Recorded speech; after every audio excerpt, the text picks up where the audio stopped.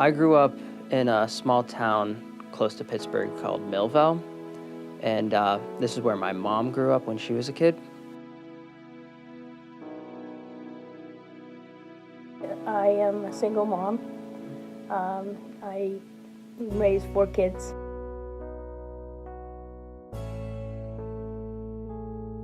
I remember our house always being cramped.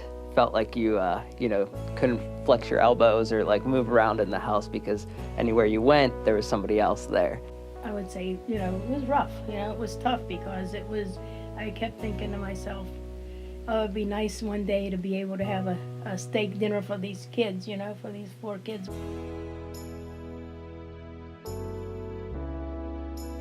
So my mom heard about Anchorpoint counseling, and I think before she came here by herself for a little while and got her own support. And then, she saw that the family structure wasn't like getting along and we were all fighting. So she wanted to start getting us into family counseling and see if we could mediate some problems inside the house. Through that, I beat myself up, and I would say to myself, what did I do wrong?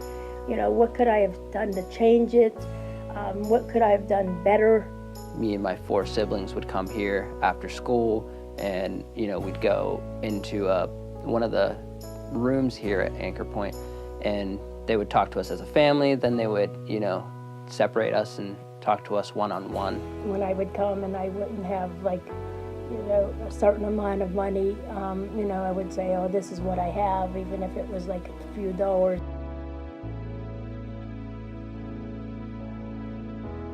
Probably about 9 when I first started counseling, and then when I got to 7th grade, I would have been like 13 years old, and I was struggling in math and mathematics, and I was telling my mom that I wasn't really getting it, and she could see I was like frustrated in school.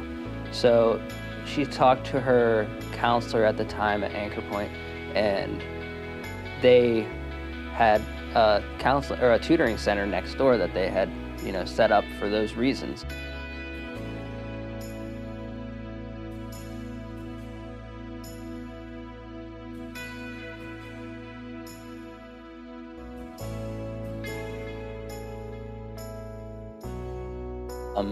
So, after high school, I just took some time to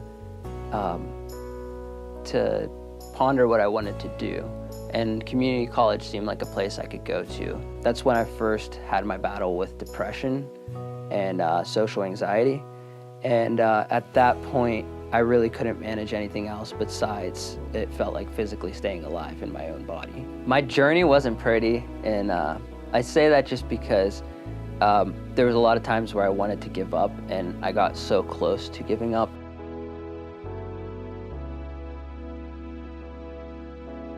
Yeah, I don't want to look at a stone wall and say, I can't move that wall, or I didn't try to move that wall.